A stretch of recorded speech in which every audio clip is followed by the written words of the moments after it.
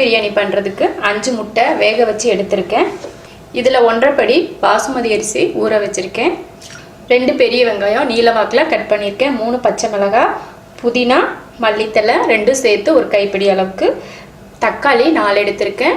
சின்னதாக இருக்கிறதுனால 4 தக்காளி எடுத்திருக்கேன். பெரிய தக்காளியாக இருந்தால் 2 போதும். மிளகாத்தூள் 1 ஸ்பூன் எடுத்திருக்கேன். அதே போல் மல்லித்தூளும் 1 ஸ்பூன். இது கரம் மசாலா 1/2 ஸ்பூன் எடுத்திருக்கேன். இஞ்சி பூண்டு பேஸ்ட் வந்து 1.5 ஸ்பூன் எடுத்திருக்கேன். கொஞ்சம் ஜீரகமும் கொஞ்சம் மிளகும் எடுத்திருக்கேன்.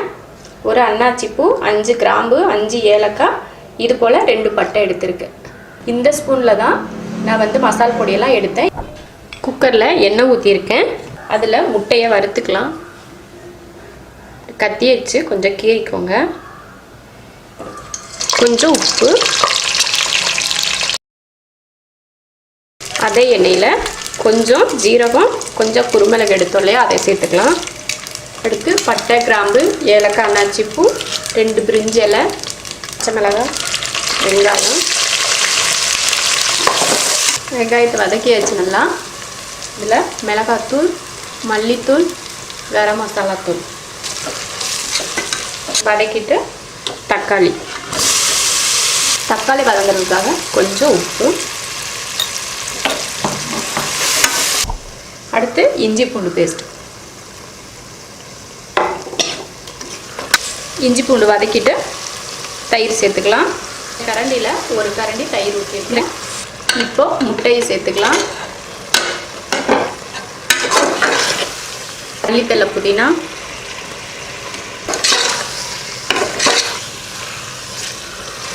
அரிசி சேர்த்துடலாம்.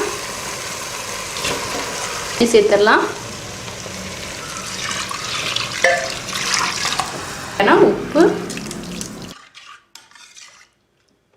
1.5 படி அரிசிக்கு 2.5 படி தண்ணி ஊற்றியிருக்கேன். அப்படின்றதுனால தண்ணி கம்மியாக தான் சேர்த்துருக்கேன்.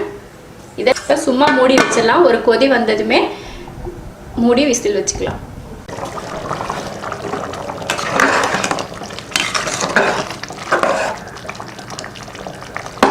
நல்லா கொதிச்சிருச்சு. இப்போ குக்கர் மூடி போட்டுக்கலாம். குக்கர் மூடி போட்டு விசில் போட்டாச்சு. 2 விசில் விட்டு ஆஃப் பண்ணிக்கலாம்.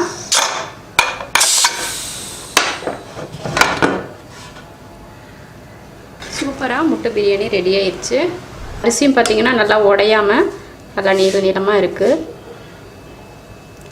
நீங்களும் இது போல் முட்டை பிரியாணி செஞ்சு பாருங்கள். இந்த மெத்தடில் செஞ்சு பாருங்கள். ரொம்ப நல்லாயிருக்கும் டேஸ்ட்டு. பிடிச்சிருந்தா லைக் பண்ணுங்கள். மற்றவங்களும் பார்க்கணுன்னு நினச்சிங்கன்னா ஷேர் பண்ணுங்கள். மறக்காமல் சப்ஸ்கிரைப் பண்ணிவிட்டு பக்கத்தில் இருக்க பெல் பட்டனை ப்ரெஸ் பண்ணுங்கள்.